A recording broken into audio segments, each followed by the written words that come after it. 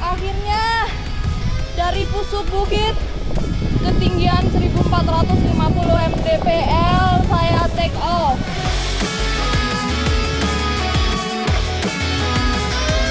Karena kita dengan mencari ketinggian kita mengikuti teknik elang.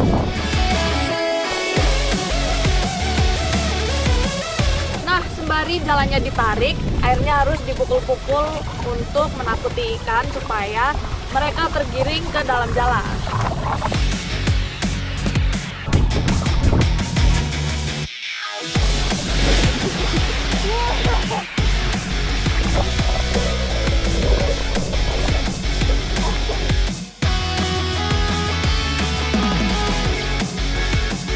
Nah, dengan minum orange juice, tubuh kita bisa jadi lebih segar karena kaya akan vitamin C.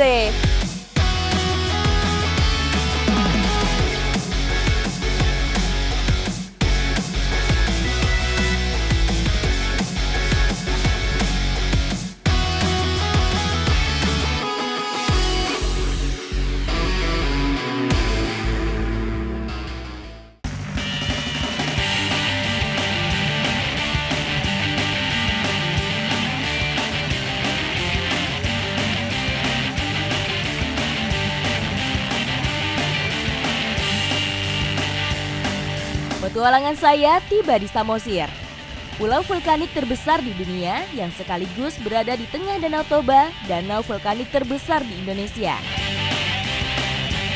Pulau seluas 63.000 hektar ini mempunyai jalur berkendara yang indah karena dikelilingi oleh perbukitan yang megah.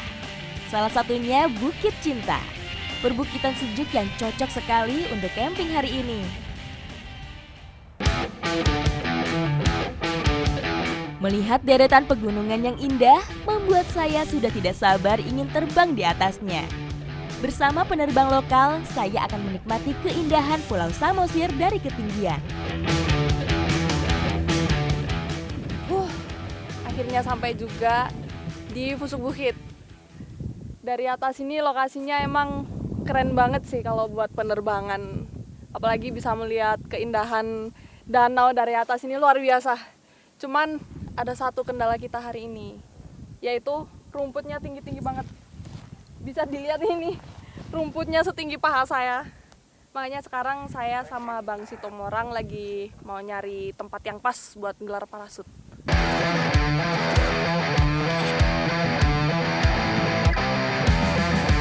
Pusuk Buhit merupakan puncak tertinggi yang ada di kawasan Danau Toba.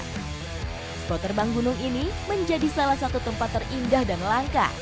Lokasi take off berada di daratan besar dan akan mendarat di Pulau Samosir. Nah, uniknya dari penerbangan kita kali ini, landing areanya ada di pulau sebelah. Jadi judulnya terbang antar pulau ya Bang ya? Iya. Ngelewatin danau dulu. Udah penasaran nih Bang, belum pernah soalnya. Jarang banget tempat di Indonesia yang kayak gini. Luar biasa, agak deg-degan juga sih.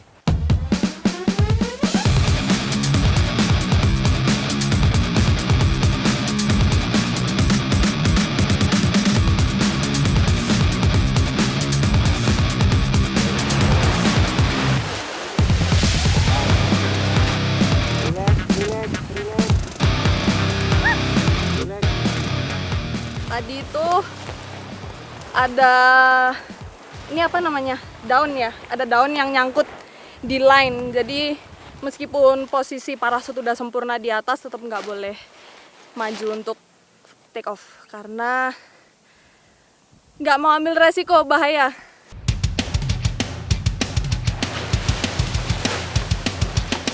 Lokasi Pusuk Buhit sudah lama tidak digunakan untuk event terbang para layang. Sehingga saya cukup kesulitan untuk take off di lokasi yang rimbun seperti ini.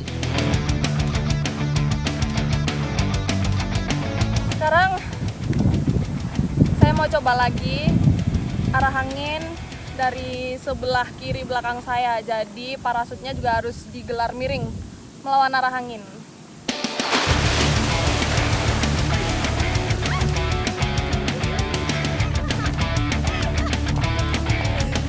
Satu kan. Pengalaman terbang di Pusuk Buhit benar-benar menguji mental dan kemampuan terbang saya.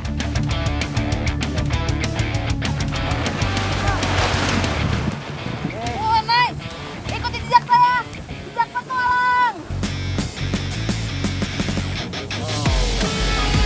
Setelah jatuh bangun melakukan beberapa kali percobaan take off, akhirnya saya bisa mengudara.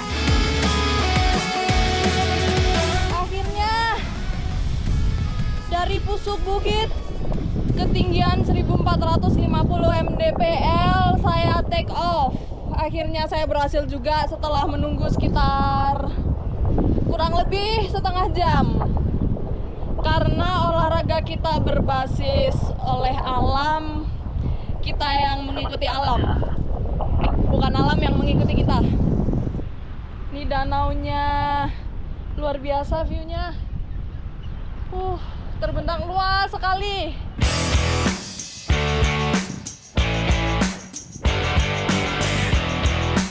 Sekarang kita cari aman aja, langsung menuju ke landing area yang berada di seberang danau, yang ada di Pulau Samosir.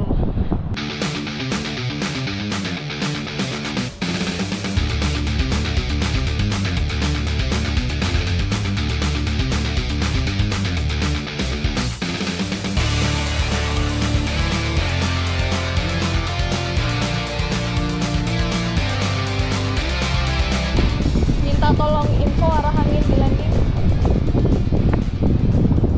Oke, arah angin di landing tetap masih cross kanan ya, cross kanan kalau hadap danau. Ambil dari jembatan ya berarti. Nah, cuman jangan lewat jembatan ya. Setiap terbang di spot baru, wajib hukumnya didampingi oleh penerbang lokal. Penerbang lokal biasanya mempunyai informasi lengkap tentang cuaca dan karakteristik lokasi, sehingga membuat saya merasa aman terbang di sini meskipun untuk pertama kali. Menantang juga area landingnya. Luar biasa. Angin di landing 7-8 masih dari cross kanan. Oke, karena kita masih terlalu tinggi, kita bermanuver dulu.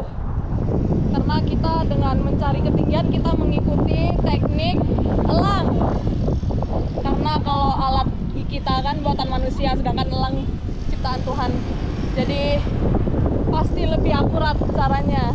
Tanpa GPS pun elang bisa menambah ketinggian. Jangan sampai lewat jembatan ke sana, ke kanan ya. Burung elang bisa menjadi pertanda alam di mana ada termal. Saat elang berhenti mengepakkan sayap, tandanya elang mendapatkan termal dan kita bisa mengambil ketinggian di sana.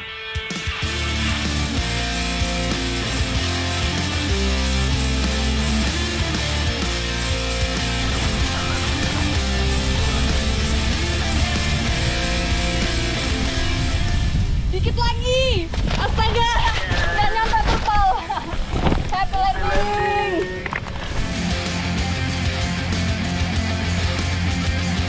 Ternyata nggak sia-sia ya di sini. Luar biasa. Jarang-jarang lo dapat kesempatan buat terbang antar pulau. Horas.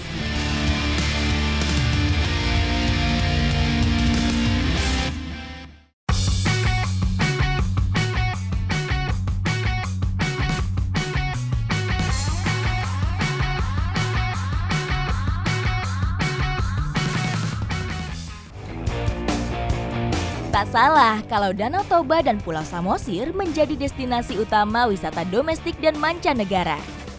Selain indah, suasana di sekitar danau sangat tenang dan damai. Cocok buat camping. Pagi ini saya, Opa, dan Oma mau menikmati segarnya udara dan hangatnya matahari pagi di Bukit Cinta.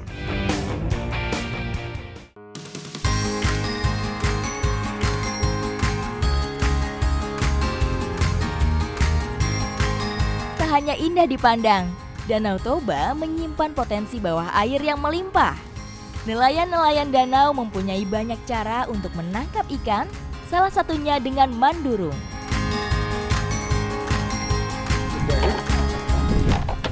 Saat ini saya bersama para nelayan mau menangkap ikan pakai jala atau di sini disebutnya mandurung ya. Mau mandurung kita. Nah, udah selesai nih. udah habis. Langsung dibawa ke tengah ini ya. Tradisi mandurung dilakukan dengan menebar jaring ikan dari tepi pantai. Tradisi pencarian ikan ini biasanya dilakukan secara berkelompok karena jaring yang digunakan cukup panjang. Saya sedang menggunakan jaring yang panjangnya 100 meter ya Pak ya? Iya. Panjang sekali nih. Jadi habis diturunkan nanti kita jaringnya dibentuk melingkar.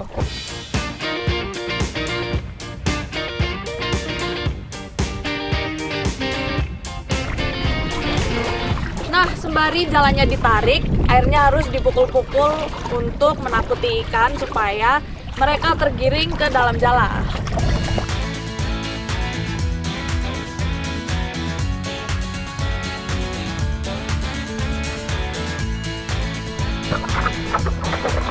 Nah, jadi alat yang dipakai untuk memukul-mukul air ada dua. Yang ini namanya obuk-obuk karena suaranya obuk, obuk gitu. Boleh pinjam nggak Om? Boleh. Nah, kalau yang ini namanya kursuk-kursuk karena sesuai sama suaranya juga, kursuk-kursuk gitu ya Om ya? Iya. Lanjut Om. Ayo. Ikan sangat peka dengan suara gaduh di dalam air. Cara ini akan membuat ikan takut dan kabur, sehingga menabrak ke arah jaring. Nah, setelah kedua ujung dari jala ini bertemu, yang di sebelah sini dijaga, sedangkan yang di bagian tengah di bawah mendekat ke bagian ujung. Nah,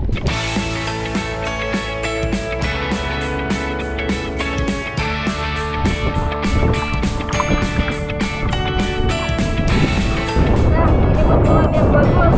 Semoga di jaring ini kita mendapat ikan yang banyak. Nah, ikan pertama nih Bang. Ya.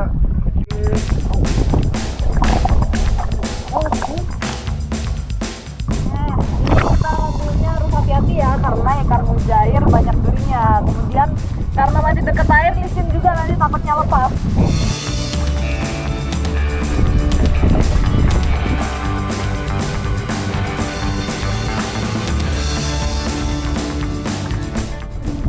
Nah, saat para nelayan menjaring di Danau Toba, banyak ikan red devil yang ikut terjaring. Tapi biasanya langsung dibuang karena ikan ini mengganggu perkembangbiakan ikan mujair. Selain itu di pasaran juga nggak laku karena banyak durinya. Menangkap ikan di alam memang penuh tantangan. Selain faktor keberuntungan, cuaca sangat menentukan jumlah tangkapan nelayan.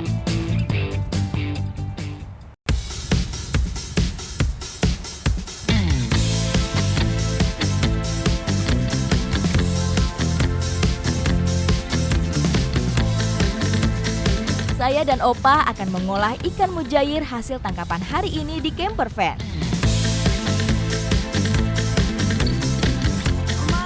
Ini ikannya udah bersih.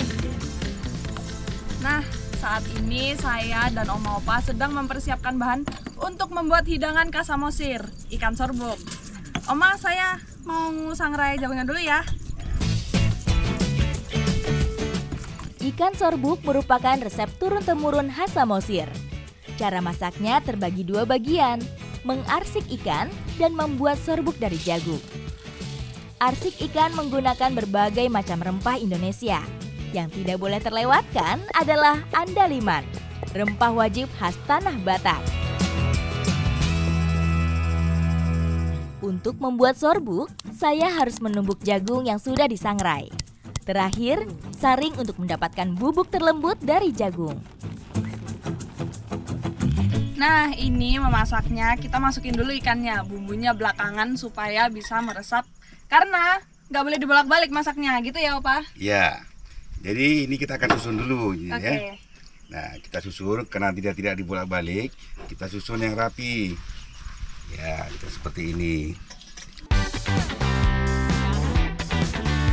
Arsik menjadi simbol karunia bagi masyarakat Batak. Biasanya dihidangkan saat acara adat, seperti pernikahan dan kelahiran. Sambil menunggu arsik matang, Oma menambahkan cabai dan andaliman halus ke dalam bubuk sorbuk.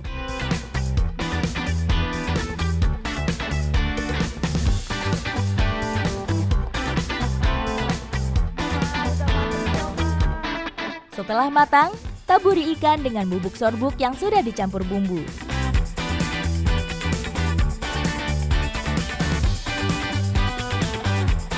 Selain menambah cita rasa, sorbuk ini ternyata juga berfungsi sebagai pengawet alami makanan. Supaya tidak cepat basi gitu ya, Mama? Iya, betul. Makin banyak makin enak nih. Sorbuk atau bubuk jagung dapat menyerap kandungan air yang ada dalam ikan, sehingga ikan dapat disimpan lebih lama.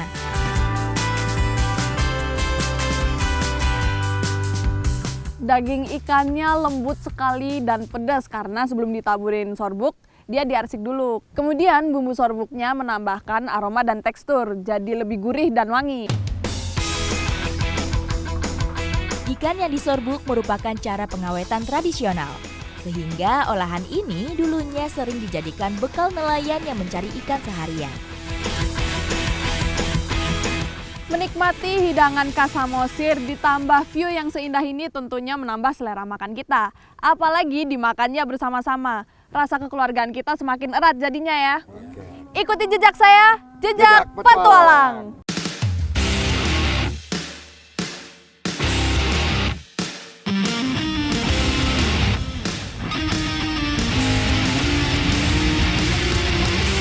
Perjalanan saya dan teman-teman CVI Sumut berlanjut.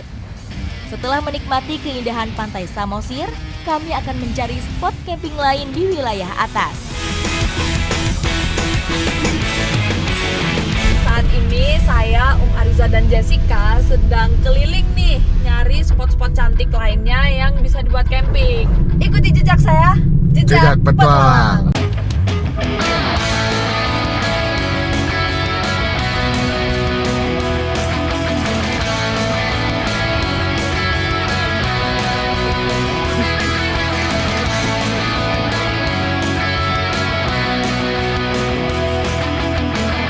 Meskipun camping kita menjauh ke arah perbukitan, keindahan Danau Toba masih tetap terlihat.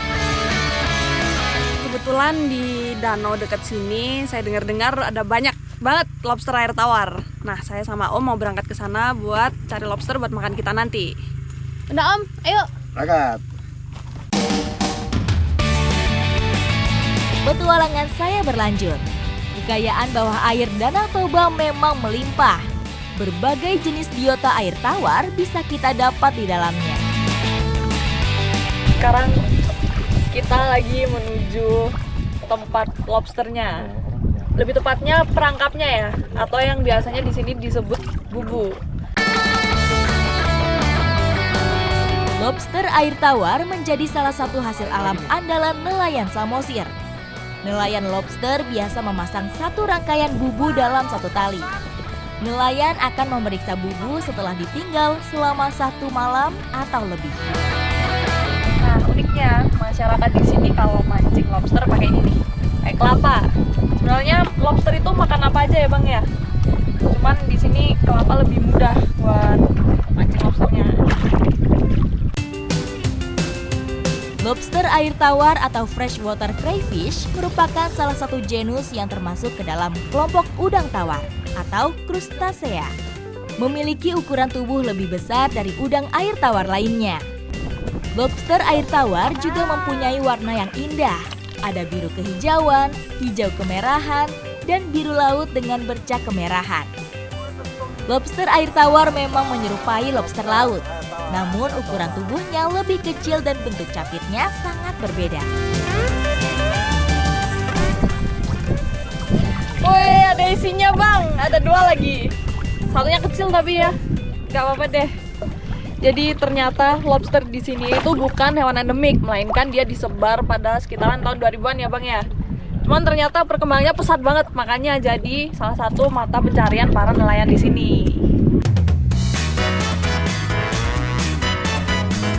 Habitat lobster air tawar adalah danau, rawa, atau sungai air tawar yang terdapat tumbuhan airnya. Itu ada yang putus. Putus ini ya? Iya. Wah, sayang nih kalau ada lobsternya nih.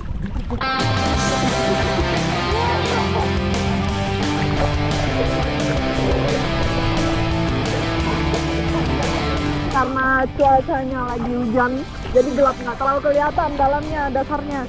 Apalagi bawahnya lumpur kan, udah kena injek juga. Jadi semakin menantang buat nyari bumbu yang lepas tadi.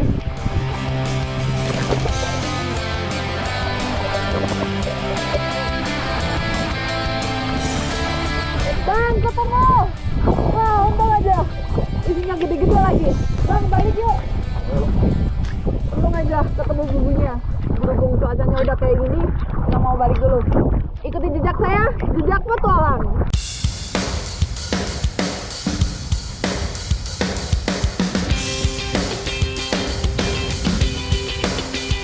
Memasak merupakan salah satu aktivitas menyenangkan yang bisa dilakukan ketika camping.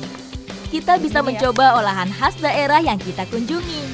Salah satunya membuat olahan arsik, kuliner Batak yang kaya akan rempah. Nah, ini yang bikin spesial masakan kita hari ini. Keju, tapi bukan sembarang keju. Orang sini nyebutnya dalini horbo. Jadi ini keju dari susu kerbau. Nih, bisa langsung dimakan nggak ini, Jess? Iya bisa. Mau nyobain ya?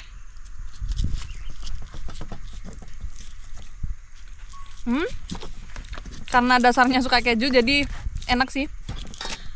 Cuman agak pahit ya ini kejunya, bukan kayak tipikal keju biasa yang asin gitu loh. Iya. Itu yang buat dia berbeda. Unik ya. Enak juga ternyata. Habis ini nanti lama-lama di tangan aku. Nah, ini buat masak. Kita simpan dulu. Bumbu arsik harus ditumis terlebih dahulu sampai harum. Barulah lobster dicampur bersama bumbu. Tambahkan air sebagai kuahnya. Warna kuning dari kunyit menjadi ciri khas olahan arsik.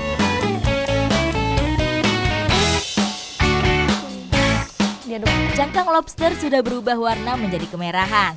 Tandanya daging lobster sudah matang. Mau selera kan ini? Jadi ini dalini horbonya dimasukin waktu masakannya udah mateng. Karena dia teksturnya lembut, jadi biar nggak hancur di masakannya. Langsung dah.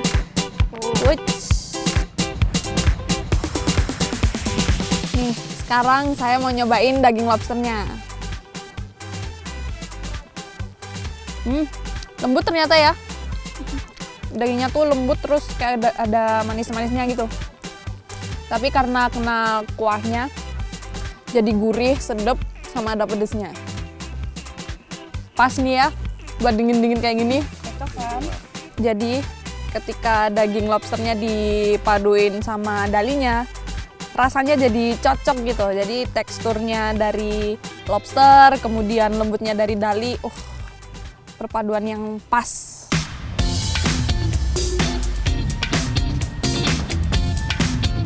Pulau Samosir selain alam yang indah, kulinernya juga enak. Ini yang bikin saya kangen, pasti pengen kesini lagi. Ikuti jejak saya, jejak petualang.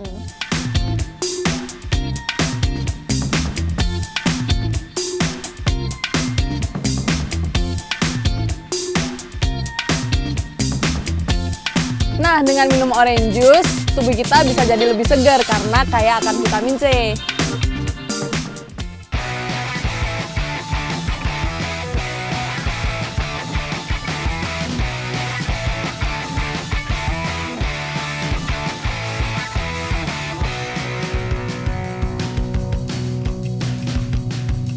Saya sedang menelusuri Tanah Karo buat mencari spot camping yang unik nih. Kita nyari kebun ya, Opa, sekarang. Iya. Soalnya saya lihat dari tadi di kiri kanan jalan, kayaknya di sini banyak kebun buah ya, emang ya, Opa? Iya, khususnya kebun jeruk ya.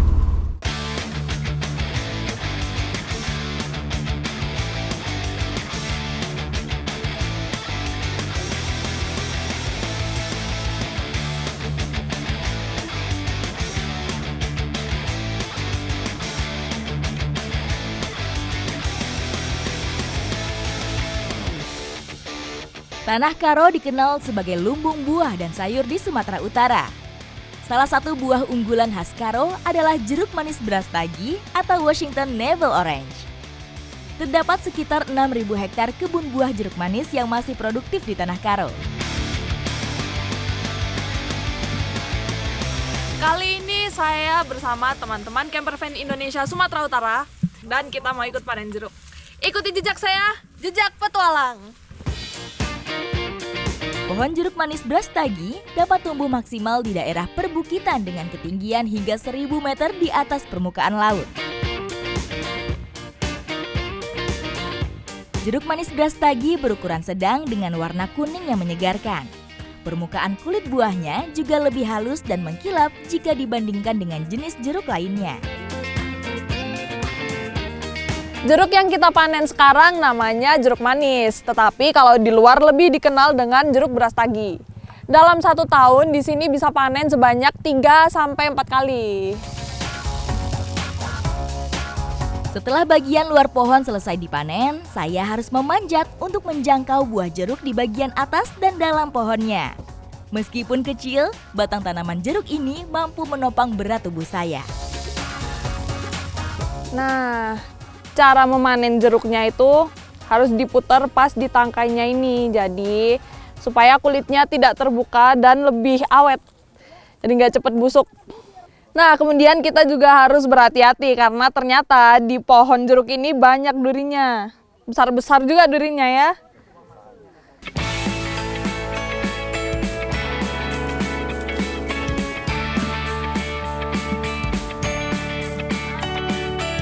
Di kebun seluas 5 hektar ini biasanya dalam 1 kali panen menghasilkan 30 ton jeruk. Nah, yang ikut panen juga lumayan banyak nih, ada belasan orang. Selain pemetik, ada juga petani yang bertugas mengangkut keranjang buah ke tempat penimbangan. Dengan beban seberat ini, saya harus menjaga keseimbangan gerobak 1 roda ini.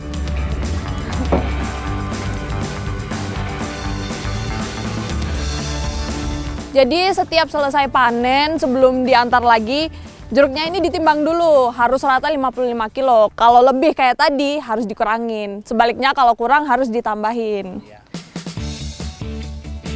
Saya cukup beruntung, hari ini bisa merasakan panen salah satu buah jeruk terbaik dari Kabupaten Karo, Sumatera Utara.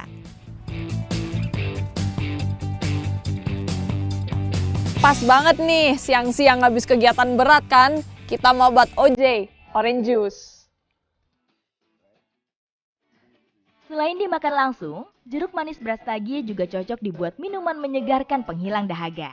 Jeruk manis Brastagi mempunyai tekstur yang empuk dan dagingnya tebal, sehingga buahnya mudah diperas dan mempunyai kandungan air yang melimpah.